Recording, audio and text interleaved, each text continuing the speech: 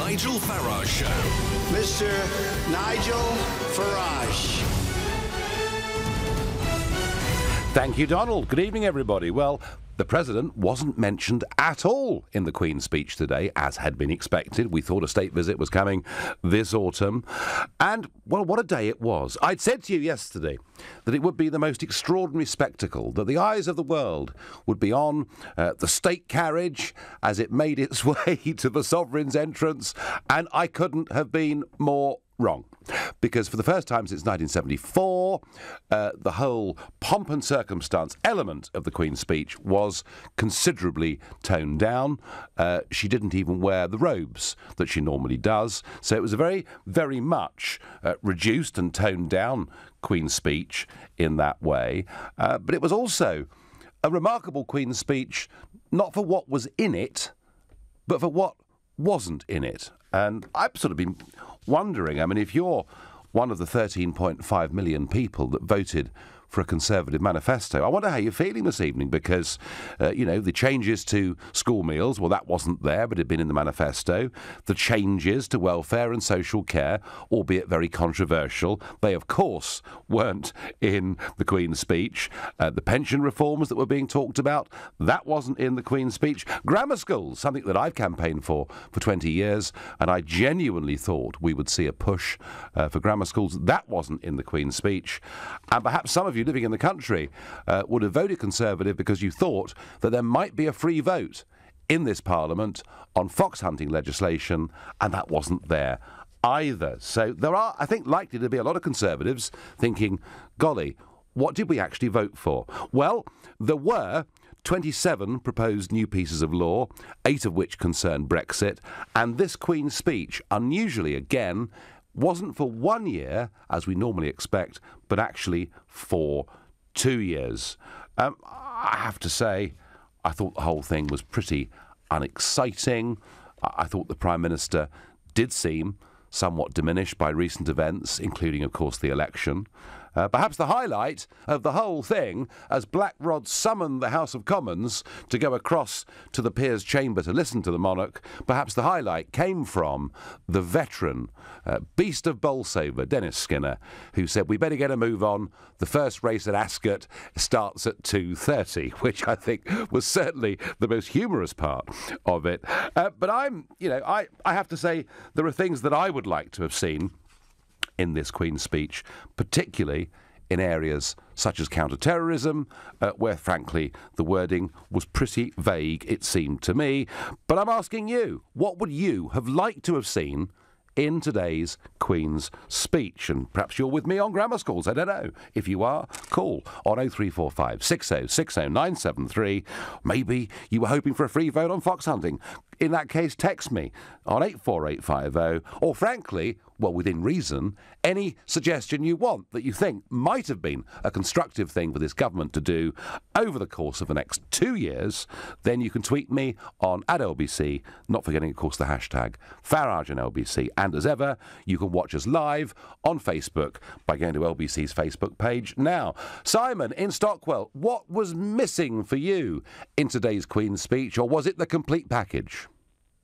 Oh, good evening, Nigel. Pleasure to speak to you. What was missing for me was a problem that's been brewing in this country for years and years and years: safety of the public from terrorism. Yeah. Now, unfortunately, I think the last incidents in this country, I hate to say it, are just a start. I don't like to be a doom-monger, but what I want to see is us, the public, who pay for the army, who pay for the secret squirrels, them ones who follow these people. Apparently there's 20 of them following it, and it's all coming out of taxpayers' money. I'd like to see us, the public, when we get on the train, if they've got not enough armed police, they'll have to put the army. They'll have to put a single unit army person, because at the end of the day, we, the public, we are paying for our protection, Well, Simon, what the Queen's speech said is that they would do whatever it took in terms of giving our police force and our services the powers that they need to deal with counter-terrorism. That is what the Queen's speech said. But then kind of, Simon, it says that sort of thing every year virtually, doesn't it? And I'm a little bit with you on this. I think, given, and don't forget, we've had the incidents here, but don't forget, last night at Brussels Central train station, there was an incident. There was an incident the day before that in the Champs-Élysées, and an incident the day before that in Italy. So some kind of terrorist attempt, albeit mostly by lone wolves, but some kind of terrorist attempt is now, I regret to say, Simon, almost becoming a daily occurrence on the European continent. And I'm with you. What specifically, Simon? So you would like to have seen a commitment to using the army a bit more who are trained to use firearms? Nigel, I was in Paris 3 years ago, and I've got to tell you, I love France as a country. There's people a lot of French people who don't even go to Paris. Now, is this the way we want London to be? Because I can tell you now, I was on the tubes today. There was no... I travelled from... I must have done an 18-mile journey. I had to go somewhere. Yep. I had to change a couple of times. I never saw one policeman. I never saw one army personnel. I walked through barriers that were open. I mean, is that top security? I mean, in the end of the day, it's all very well the politicians being guarded and then being... I'm talking about the public. I think we need to get boots on the ground, no matter what way they do it. The thing is, if there's 20 of them following these jihadists around, we, the public, we should demand protection. And as I said, I was in Paris 3 years ago. I've seen how bad it can get, where people are actually... there's French people, and I have to say, Simon, scared to go to Paris. You do have a point about Paris. I'm afraid Paris really has gone very seriously downhill. And yes, I've heard lots of French people, particularly when I've been in Strasbourg, saying how sad they are to see what Paris has become. Any French listeners, particularly those here in London, who disagree with that and still think Paris is fantastic, well, Paris is still fantastic. It's just there are parts of it that don't feel very safe. Simon, thank you for your call. Simon thinks the counter-terrorism should have been a lot tougher, and I must admit that is probably my main take out of today as well. Kassam in Mill Hill, come on, what about the Queen's speech? Did you enjoy it? What I enjoyed most about the Queen's speech is what she wore. She wore the EU colours, sort of encouraging unity, sort of inspiring, all people. You don't really believe that, do you? Oh, I believe that every day of the week, seven days a year. I'm telling you that right now. Hang on. Whoa down there. So, OK, I know. Now, this, of course, is the biggest hat week of the year, because it's Ascot. It's Royal Ascot, which started yesterday, and I was supposed to be going tomorrow, but I've had to scrap it because I'm going to the European Summit. And, of course, all the newspapers every week are looking for the best hats, and years ago there was a woman called Mrs. Schilling, and what she wore would often make the front pages. So I get, Kassam, that it is a hat week. And for those that have got no idea what Kassam is talking about, well, the Queen wore a blue outfit. She didn't wear the ceremonial robes, as I mentioned earlier, and she wore a blue hat that had 5 yellow... well, what would you call them, Kassam? Stars? That's what you think, isn't it? That's what you think. So Kassam thinks that she wore the EU flag on her head as a sign that Brexit's been a disaster, and that's exactly what Guy Verhofstadt, the European Parliament Euro fanatic, thinks as well. I've said to Verhofstadt on Twitter, and I say to you, Kassam, I think that's just wishful thinking. Wishful thinking, you might think, but I believe that's completely wrong. It's a fascist statement, if anything. And the days do add up, Nigel. You are my father. And I also believe that if you encourage more security and the Queen can inspire this, it'll be very useful for the future. But you honestly don't think the Queen thinks we should reverse Brexit, do you? No, I do believe that the Queen, she doesn't want to reverse Brexit, but she wants to show that, like like you said yourself, terrorism is increasing on the daily, on the minute. And we need to sort of, as a whole country and as a whole continent, we need to sort of combine together, and just the Queen can show unity.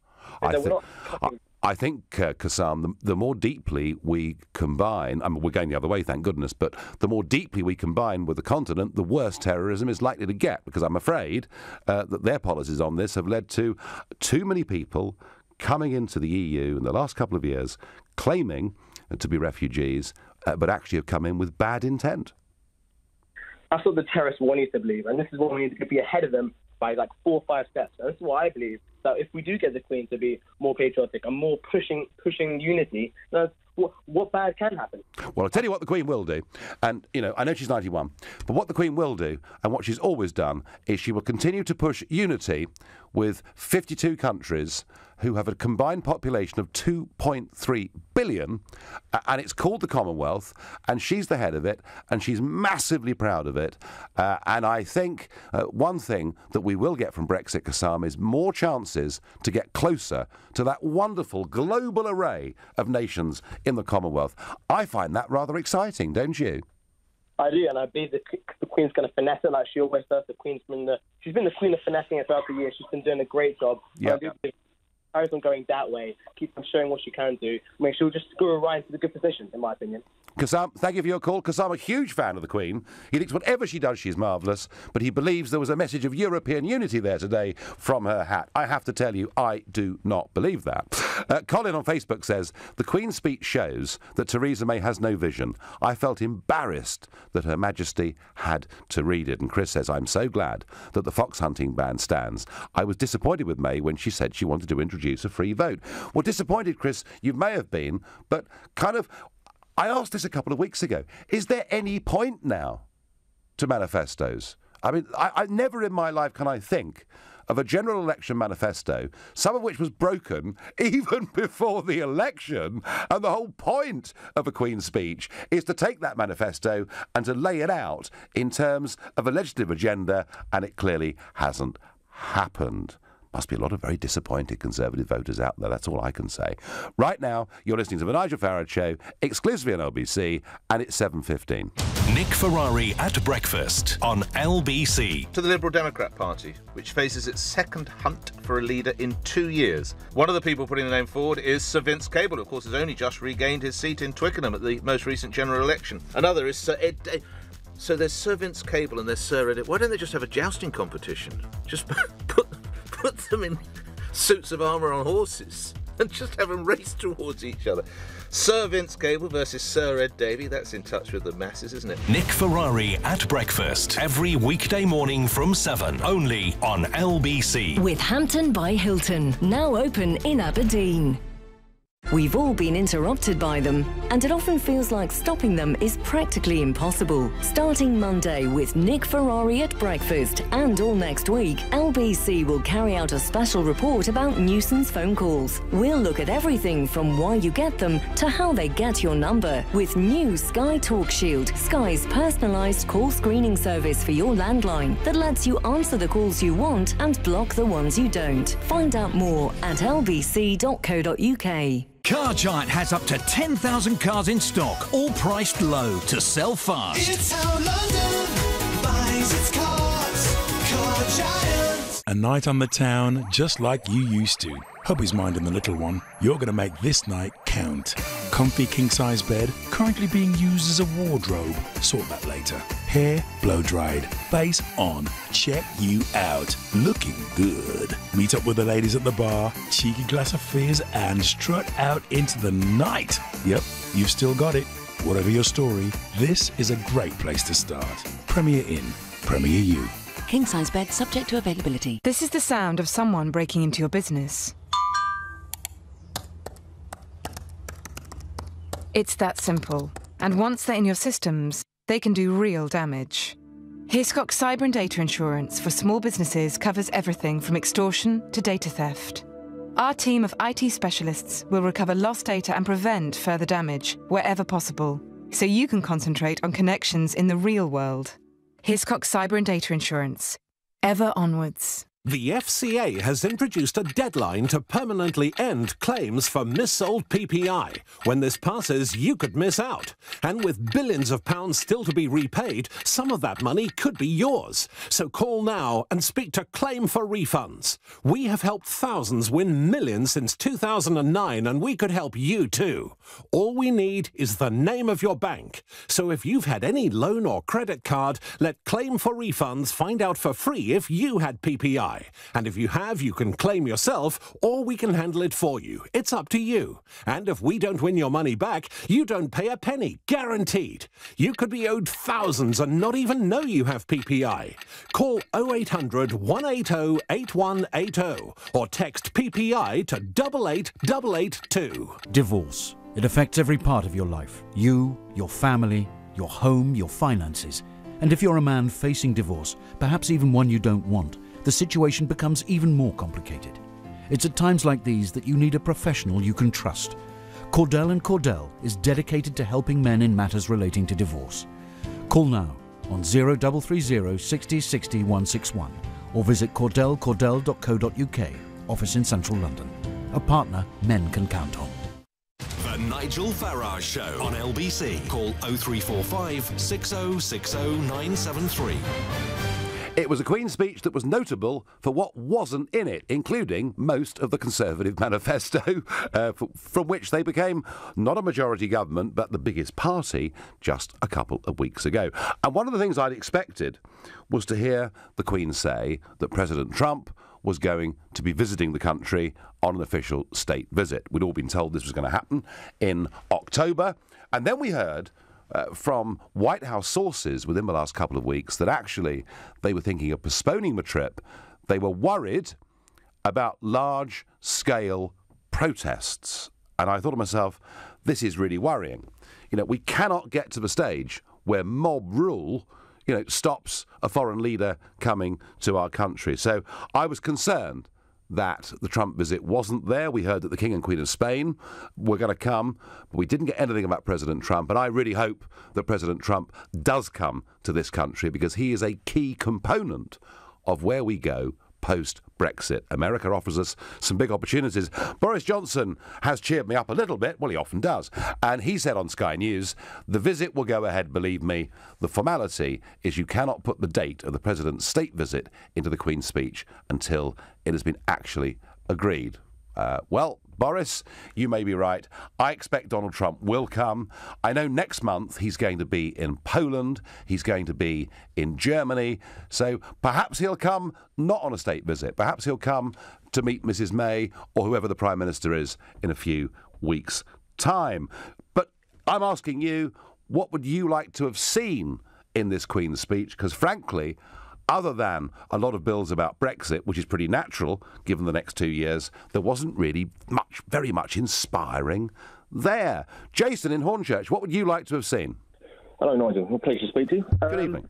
I would like to have seen basically your full guns blazing for fracking. Fracking?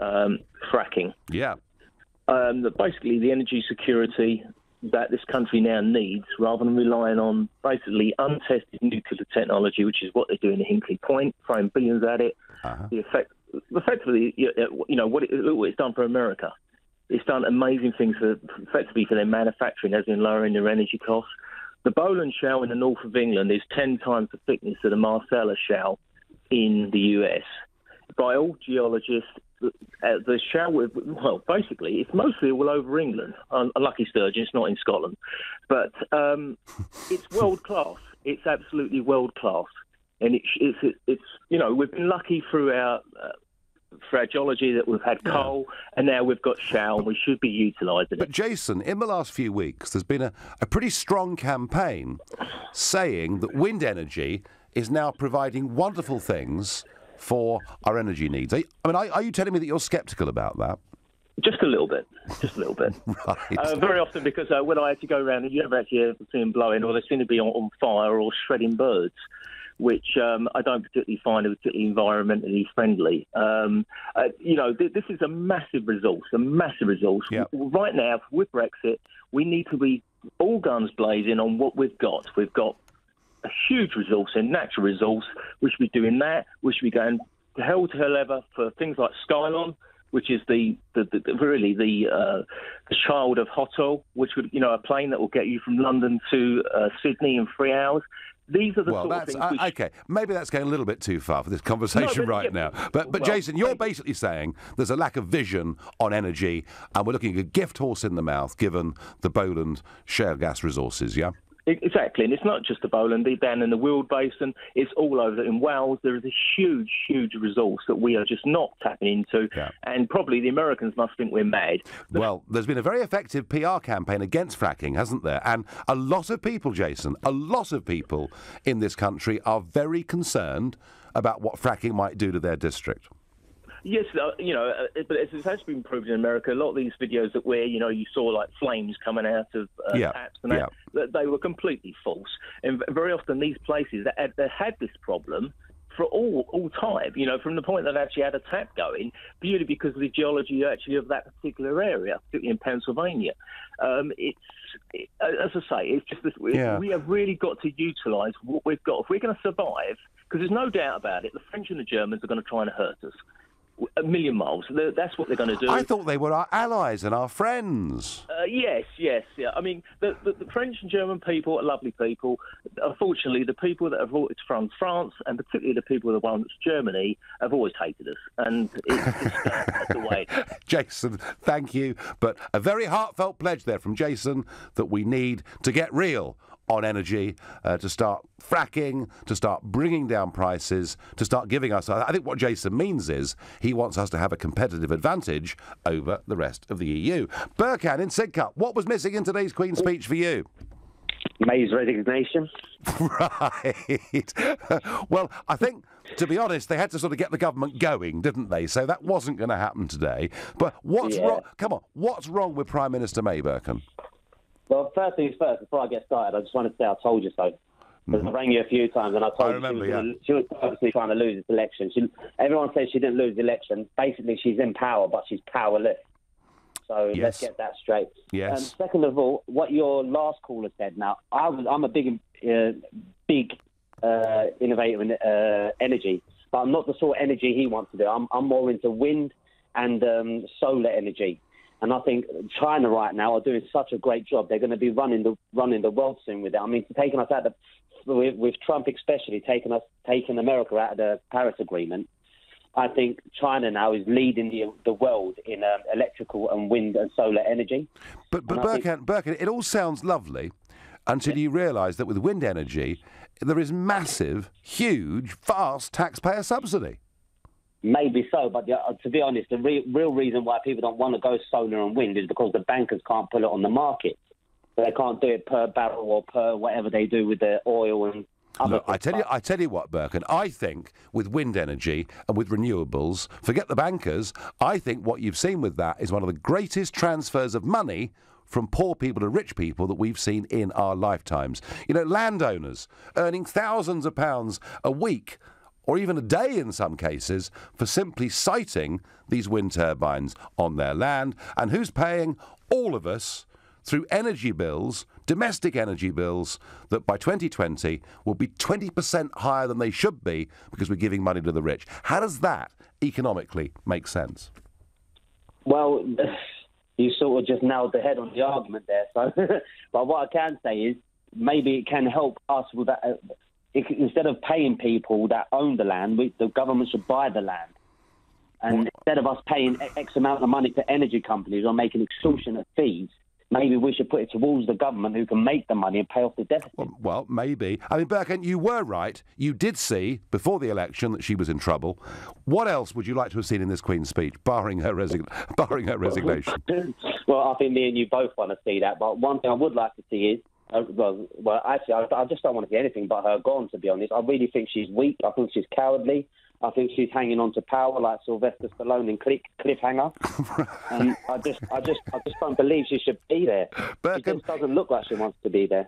I have to say, she did not look a very happy bunny today, did she? No, I agree with you. Burkhan, as ever, hugely entertaining, and I thank you. The Queen's speech. I wanted to hear fair deal for those who have done the right things all their lives. Josie, ex-teacher, robbed of state pension for 6 years, unacceptable waiting times for cancer ops, and chemo.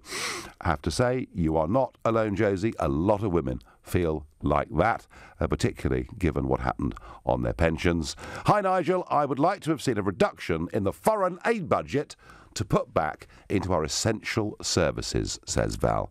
Val, I suspect that would pick up quite a lot of support. Glad to see she dropped her plan to reverse the Hunting Act. Well, I think, Mark, in Oxford, the point about that is that she was talking about having a free vote in Parliament as opposed to it being, a Conservative policy upon which people would have been whipped. Kathy thinks that the Queen's speech should have included trying to put morals and standards back into our society. Can't run a government on economics only. John, in Northampton, do you think was it a complete package for you or not? Well, the whole thing is not a complete package. It's a waste of time, if you ask me. Right. This government altogether, I think we're just heading down a completely, an alleyway of uncertainty, which only ends with a very bad ending. But either way, we keep going. But I mean, people like you, Nigel, you guys must be fairly intelligent to get to the positions that you've got. Oh, not necessarily, John. No, but go on. Well, I'd assume not. If you can't call it intelligence, I would have thought you've had enough exposure to understand the way the world works. Because the way I see the world is, you just got a whole lot of injustice, and we keep talking about, the threat of ISIS, the threat of Al Qaeda, the threat of this, the threat of that. Do people not understand that there is a war? And there has been a war in the Middle East for the past 50 years. Yeah, go on. If there's a war in the Middle East, that means there's going to be people from the Middle East that hate the Western world. And I think the million-dollar question is, are those wars in the Middle East necessary? And I think the answer is no. Well, I think, John, I think that the Iraq War was perhaps a bit of a turning point with this, wasn't it? To me, it was a disgrace. It's an absolute disgrace, and you've got 1.5 million people dead, at least. For what? Well, yeah, but we can't turn the clock back on that. I mean, what could the Queen have said on behalf of the government today that might have improved any of that?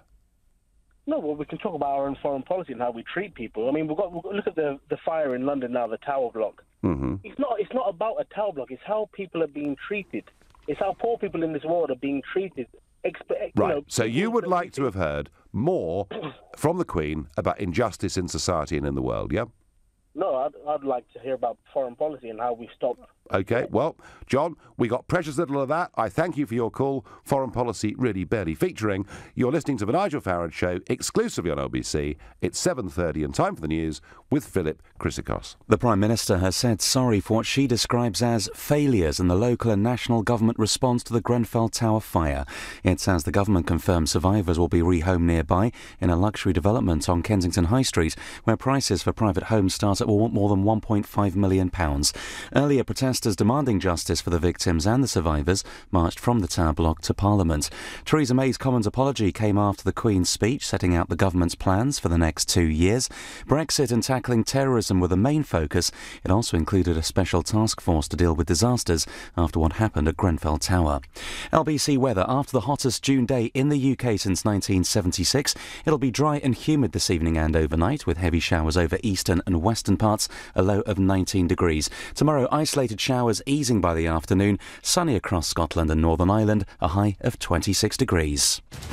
LBC Travel. Good evening, I'm Andy Lake. Starting off in Hertfordshire, the M1 is crawling northbound for well over an hour between junction 4 for Edgware and 8 for Hemel Hempstead after an accident which has closed the inside lane. It's also left delays back onto the M25 and all around Watford and St Albans. Into East London, the A2 is down to just one lane eastbound in the Eltham Tunnel because of ongoing emergency repairs causing long queues back through the Blackwall Tunnel to Bow. In West London, Eastern Lane is closed westbound either side of the North Circular after a car caught fire earlier on, leaving delays in the area tonight. And in Warwickshire, the M42 is down to just one lane from 4 northbound between junction 3A for the M40 and junction 4 for the A34 as recovery work to an accident continues, causing queues along that stretch. For more real-time traffic updates, go to lbc.co.uk. This is LBC. Galliard presents brand new homes, all within 35 minutes of central London by train and tube, and all with Help to Buy, the government scheme that allows you to buy with just a 5% deposit. Buy now in Chelmsford from under £200,000, Slough from £230,000, Luton from under £150,000, Rickmansworth and Kings Langley from £235,000, and Hounslow from £260,000. We also fully furnish your home free of charge. Come to 63 to 81 High Street, Rickmansworth, WD3 1EQ from 5 p.m. on Friday 23rd of June until 4 p.m. on Sunday 25th. Call 0203 770 6300 or visit galliardhomes.com. That's galliardhomes.com. This is the sound of someone breaking into your business. It's that simple. And once they're in your systems, they can do real damage. Hiscox Cyber and Data Insurance for small businesses covers everything from extortion to data theft. Our team of IT specialists will recover lost data and prevent further damage wherever possible, so you can concentrate on connections in the real world. Hiscox Cyber and Data Insurance. Ever onwards. I've broken down, Churchy. Cars like me belong in the fast lane, not the hard shoulder. Oh, yes. Oh, now I'm really going to blow a gasket. No. Don't end up stranded when you break down. Churchill offers new motor customers free breakdown cover. Oh, Churchy, my knight in furry armour. Oh. Churchill. Depend on the dog. First year free breakdown service provided by Green Flag, roadside only, new business policies only, excludes NI, underwritten by UK Insurance Limited, terms and conditions apply. Moving house, nightmare. I need a plasterer, plumber, electrician, builder, painter, locksmith, gardener, and somebody to move my valuables, the drinks trolley. Relax. It's Trust a Trader. They have all the tradespeople you can think of, reputable and reviewed, so you always get a job well done. Well done me, I say, for getting it all sorted. I shall reward myself with a cheeky tipple from the trolley. Chin chin, pass me the gin. Visit trustatrader.com. Trustatrader.com.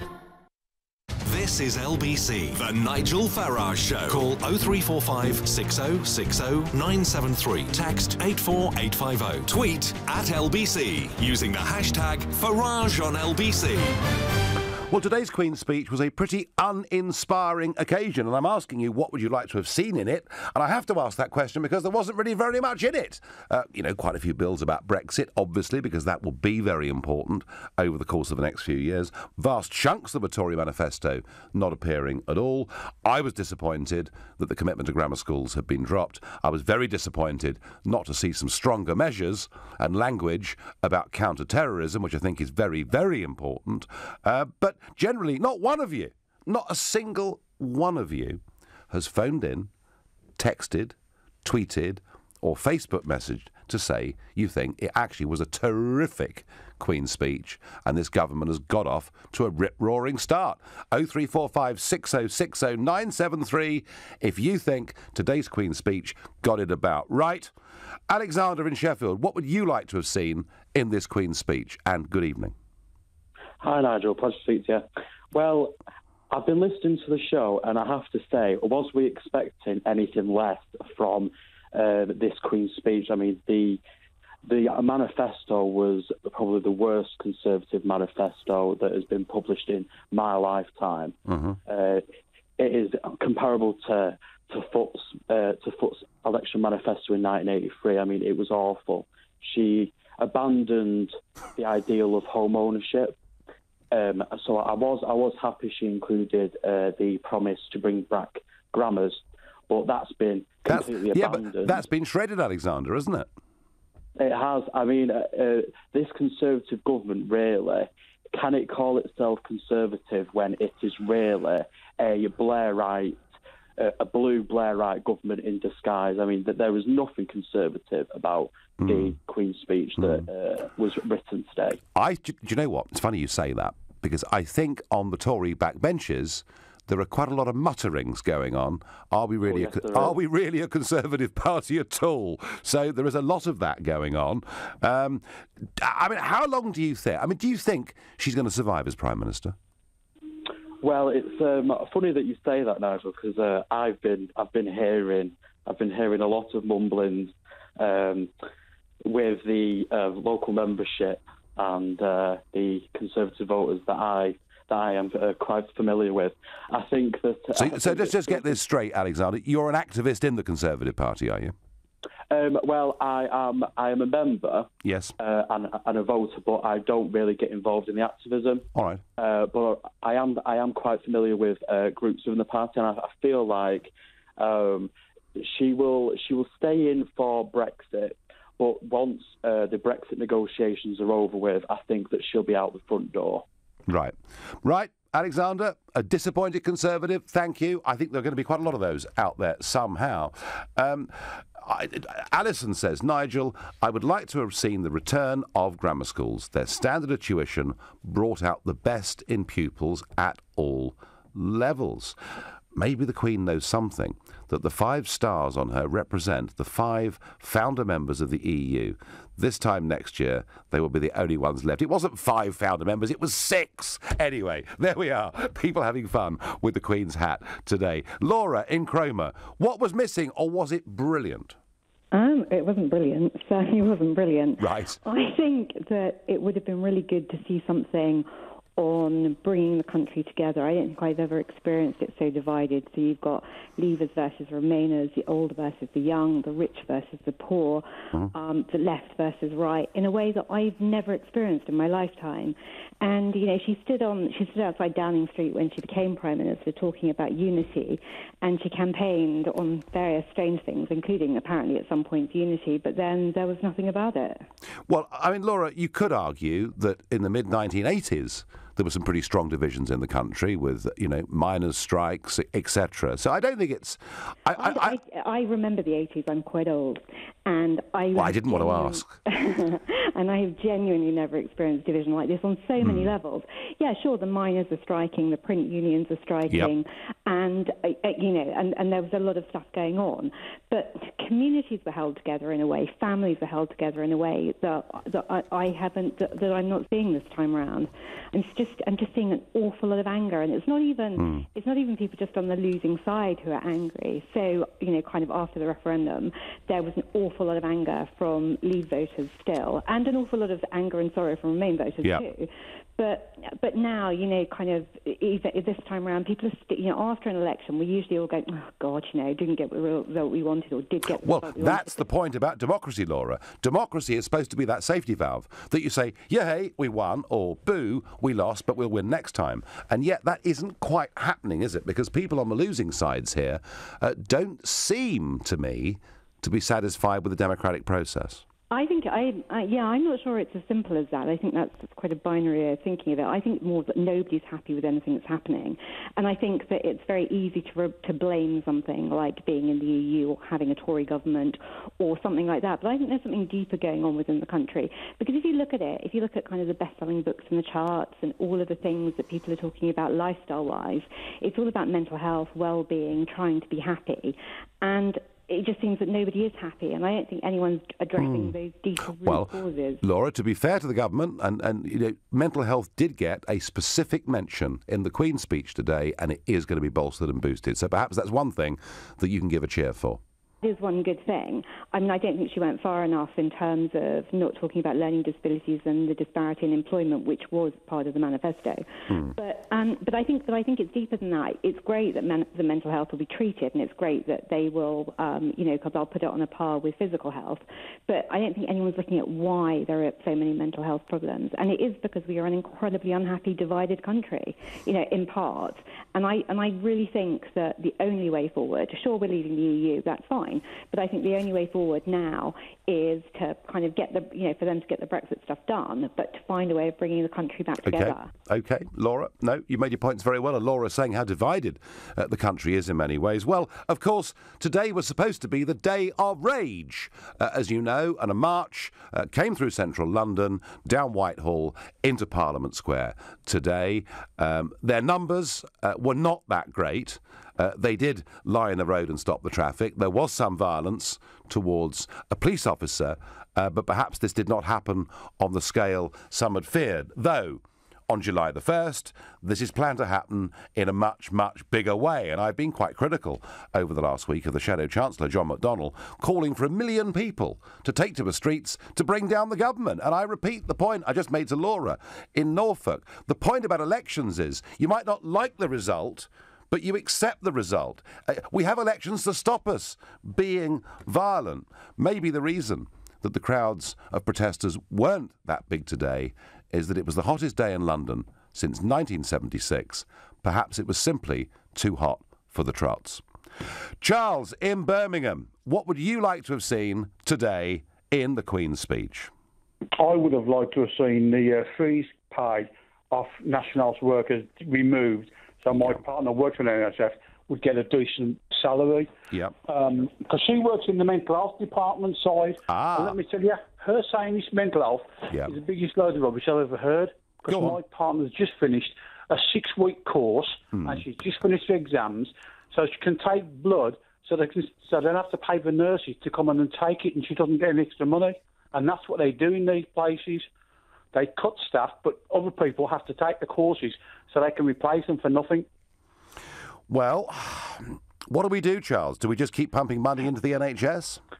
No, what I'd like to see the foreign aid budget completely gone for 2 years. Right. And all the debt we've done, all these hospitals on high finance, pay them completely off. Yeah. With all the finance on all the hospitals. Do you mean free up all the money? By that you mean these dreaded PFI deals that were done in the late 1990s? Yeah. Yes. So then the hospitals are not using some of their budget to finance all this finance, which is what happens. That's what people don't understand in NHS. All these super hospitals, like we've got them in Birmingham, are having to pay for finance to keep up, to pay all the payments. I know, I'm aware of this. I've spoken to hospital trusts and they've said to me that this debt overhang from PFI is a massive, massive problem. And is your partner, Charles, is your partner, Charles, optimistic that at least mental health, was flagged up today as something that is going to get more resources? As she said to me, she's heard it all before and she'll always hear it, but nothing ever happens. All that happens is that, as I say, different people on different courses, and they cut. She'll tell you, in January, they couldn't find a bed in Birmingham, and the nearest bed for this person was in Wales. They had to take them by ambulance to Wales. Can't be good. Charles, thank you for your call. Charles, pretty cynical, but really not much was done there for the health service at all. Roger on Facebook agrees. Dennis Skinner got it right, that they've got to get the skates on. The first race is at 2:30. Skinner coming out with some top marks, I think, for today. And Jay says, people in this country need to be looked after, but sending endless amounts of foreign aid, particularly to rich nations, is wrong. A point just made by our last caller. There was a very strong commitment, folks, in today's Queen's speech that we will keep the foreign aid budget at 0.7% of our economy, just as David Cameron took us to in the first place. Right now, you're listening to a Nigel Farage show exclusively on LBC, and it's 7:45. Coming up at 8 on LBC, Clive Bull. Despite some bold pledges in the Tory manifesto, there was little mention of housing in today's Queen's speech. What kind of action on housing would you like to see? Clive Bull on LBC. When you hear a PPI commercial like this, you think, I wonder if I ever did have PPI, and maybe I should claim with the deadline being announced. And then you think, oh, but I'm not sure where my paperwork is. So you end up doing nothing. Well, here's the easiest thing in the world to do. Just text the word EASY to 60777 and the claims guys will conduct a free search to discover if you ever had PPI. And then you can decide to pursue the claim yourself or get the claims guys to do it for you. Text EASY to 60777 now. The claims guys. The life of a van driver, a life of surprises, a life we chose without compromises. We're a bit different, more than just a van. Not all bacon sarnies and right arm tans. Days unique, sights ever-changing. Freedom, flexibility, jobs wide-ranging. A life on the road, one without strife. We're van drivers. This is our van life. Live your van life in the new multi-award-winning Toyota Pro-Ace. What Van Light Commercial Vehicle of the Year 2017. On contract hire at £199 per month. Toyota, always a better way. Pro-Ace Comfort Medium 1.1695 DIN HP. Available on contract hire at £199 per month over 3 years. Initial rental £1,194. Business users over 18 only. Excluding VAT of 20%. Conditions apply. Wilbur and I are on a mission with British Gas to help make Britain's homes smarter. We've been all over the country helping install our new smart meters and he's worn out, poor lad. You'll see how much energy you're using in pounds and pence, putting you in control of your energy use. And your smart meters automatically send us your readings, so you'll always have accurate bills. Join the millions already enjoying the benefits. Search British Gas smart meters, subject to eligibility. We book our holidays for great weather, sandy beaches and some relaxation. What we don't book is a bout of food poisoning that ruins the whole trip. You don't have to accept it if it's happened to you. Food poisoning is caused by poor hygiene at the resort, and Sick Holiday have helped over 10,000 people last year alone successfully claim. If you've been sick on a package holiday in the last 3 years, just click sickholidayradio.com or text SICK to 66777. That's 66777. Love your skin, love your hair, love your nails. Perfectil delivers nutritional support from within, including zinc, to help you maintain normal skin, hair and nails. Perfectil, the science of beauty, from Vitabiotics, the UK's #1 vitamin company. From Boots, pharmacies and vitabiotics.com. The Nigel Farage Show on LBC. Call 0345 6060 973. Well, the Queen's speech is not getting much positive reaction, and I've been putting out a big plea. Please tell me there was something good about the Queen's speech. And Tim in Lewisham says, I think you'll find there are a lot of very relieved Conservative voters out there. No dementia tax. Well, that's possibly true. Oh, and I like this one. Nigel, I think it was a great Queen's speech, and there is hope for me yet. Jeremy in Islington. Very good. OK, and as usual, on Trump, I'm getting zero support, which is exactly what I would expect. It's not the mob rule delaying Trump's visit, Nigel. It's his own thin skin, says Simon. And Phil says, protesting is not mob rule, it is a right. It sums up Trump's insecurity. He doesn't like to hear that people don't like him. Phil, I think he's got a pretty good idea of that already, and I'm not sure he's that bothered.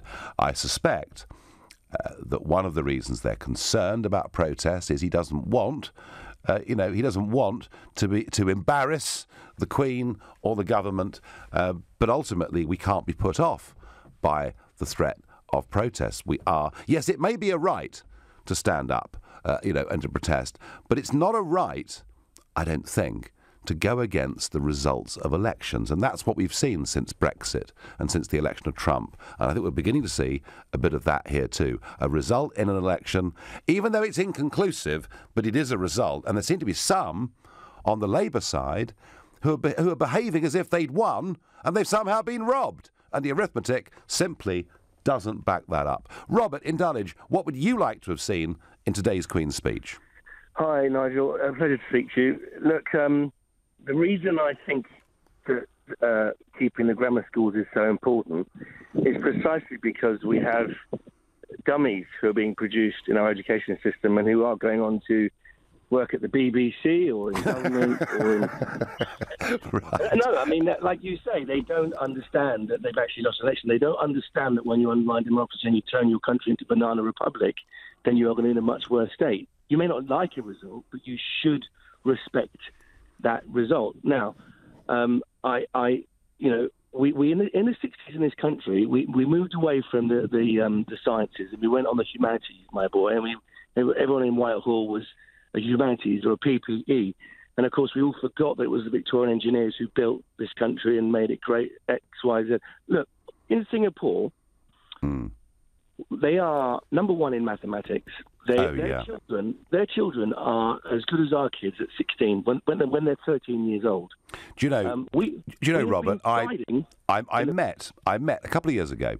I met an American called Jim Rogers. He's a multi-billionaire, I know. Phenomenally successful, and makes big predictions about the global economy. And he'd moved to Singapore and had set up home there. And I was chatting with him over a cup of tea, and he said, my daughter is 14. And she comes home from school in Singapore, and I can't help her with the homework because it's too advanced for me. So that was the endorsement I got for the Singaporean education system. I was in the market for 23 years. I am actually studying to get my PGC as a teacher, and I'm going to go to Singapore because I look at a country that, I mean, everyone's moaning about public services and resources, and it's desperate. I actually spent a year as a teacher a few years ago. Every public service is under strain. The police, the teachers, the nurses, the doctors. But the one thing you're not allowed to talk about is the number of increased demand, the number of increased people who have come to this country. Sure. We can't debate that. I'm half Caribbean, right? Yeah. And I get called racist if I bring it up. Do you know, Robert, I've tried. I remember the leaders' debate I did back in my 2015 general election. We talked about housing. And they all said, we're not building enough houses. And by the way, houses barely got mentioned today in the Queen's speech. We're not building enough houses. And I said, well, it's very difficult to build enough houses if, because of open-door immigration, you haven't got a clue what your population's going to be. And I mean, I was shouted down, Robert, for what I thought was logic. But back to the Queen's speech and the point. Do you think that the introduction, the opening up of more grammar schools across this country would have been a good thing? I absolutely think so. And I tell you, it's not just because I think it would lift standards in those schools, but I think it would lift them across the board. And I know you're under time pressure, but I'll tell you very shortly why, very quickly why. Go on. British educationalists have got the government over a barrel. And they are so left-wing, it's unbelievable. They ignore the results of our slide in the international rankings. 22 years in a row we've gone down compared to other countries. And what would happen with the grammar schools, we would show that there is another way to do this, a better way. Robert, what is our current global ranking on education? Well, we're number 27 in maths. We're below Romania. Wow. Well, Robert, you've made your points beautifully. You've had lots of time. I thank you very much indeed. Foreign aid should be scrapped, screams a text that I get. Jean says on Facebook, ID cards for all, an end to postal votes except for the elderly and disabled, proportional representation, deport non-patriots. See, Jean, that was all quite logical until we got to that last point. People are allowed not to be patriotic, are they not? Now, I'm going to ask Edward in St Albans. Edward, come on, I must have a caller who thinks today was a great success. Well, first off, thanks for having the show again. 3 straight days, putting St Albans on the map. You're doing very well. I don't know how, but you are. Thank you. And I was going to say that I'm not going to agree with that. I'm going to say it was a really bad Queen's speech because it just failed democracy. It was against what people voted, and it was sort of an unfair interpretation of the manifesto. Well, that's not the Queen's fault, is it? That's Theresa May's fault. No, of course I'm not blaming the Queen, but, you know, it's the Queen's speech written by Theresa May, and a lot of the things that were in that manifesto just weren't mentioned. Like, if I just loved killing foxes, and it was, like, one of my favourite things, and I sat watching the election result, fox in hand, thinking I'm going to be able to kill this the second the Conservatives get, you know, a mandate, and then suddenly now my main interest has just been lost, because now that the fox hunting ban is not going to be repealed, and what I voted for is just irrelevant. Well, I don't think the fox hunting bill was going to be repealed anyway. The point was she was going to put it to a free vote. But, Edward, she's dropped vast amounts of the manifesto, and I think you're right. What is the point of voting for manifestos if within a couple of weeks they've half disappeared? Edward, I thank you. Malcolm says to me on text, we need reminding that we are the greatest nation in the world, past, present and future, and you are correct about the Commonwealth. Keith in Bristol. Keith, do you think she got the balance of the speech right, given that many things like dementia tax were a disaster during the campaign? Keith's gone. I'll go to Michael in Hampton. Michael, are you there? Yes, I am. In sunny Hampton. Yeah, well, hello, sunny Hampton. Now, Michael, tell me, what should have been in this Queen's speech? Well, what I think is that I always thought the manifestos were a wish list anyway, and if you put too much stuff in there, you don't do most of it. In my view, the most important thing, and I'm sure you'll agree, is to get Brexit right. To devote all of the time, the civil servants and the government, to getting that right. Once you've got that right, then you can look at the other things. Well, that's my view. I'm sure.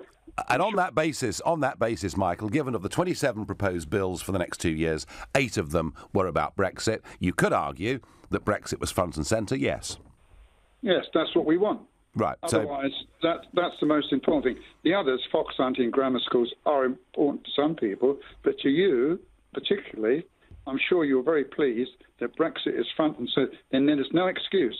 They can devote all this time to it, so they've got to get it right. Well, Michael, I'm pleased you've raised that. I think the Brexit stuff in the Queen's speech, I mean, there was one wishy-washy line about putting together a consensus on Brexit. Well, if you put together a consensus of people in Parliament, there won't be Brexit at all.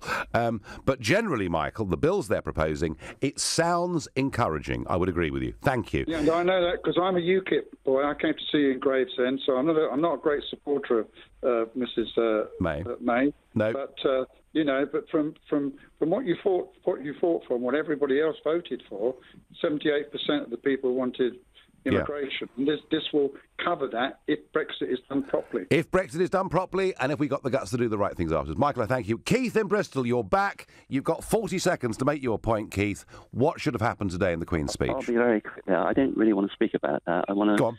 I come from. I want to go back to the referendum night. I've been trying to speak to you ever since then. Right. Well, you're on now, Keith. You've got 30 seconds. I want to take you back to just after when you said, when you thought you were going to lose this referendum, you said we'd have to have another referendum. No, I didn't. And yes, you did. No, I didn't. I heard you. I actually heard you. No, you didn't. No, you yes, didn't. I did. No, I you want didn't. to No, I you want to ask no, you. you didn't. Yes, No, you didn't. yes, Keith, you did. sorry, matey, that you're talking about an article that appeared in the Daily Mirror when I said there'll be some, particularly some in the Conservative Party, who would not accept the result, but the chances of us getting a second referendum are about zero because Parliament bitterly regrets having given us this opportunity. Keith, I'm sorry it was short, but also, to be fair, Keith, it wasn't to the point. But when we do, one, on whether there should be a second referendum, call and we'll put you straight on. OK, my final thought on this is I would like to have seen much more on counter-terrorism, not just vague words. A small cut in the foreign aid budget could lead us to being able to arm our 120,000 police officers, at least with tasers. Had that police officer on London Bridge had a taser, he'd have stopped the three of them in their tracks and Borough Market wouldn't have happened. That's what I'd like to have seen. You've been listening to the Nigel Farage Show here on LBC. I'm back tomorrow from 7. Coming up at 10, it's Ian Collins, but up next, it's Clive Bull. Nigel, thank you. And we're going to continue this conversation about the Queen's speech, but looking particularly at housing, despite some rather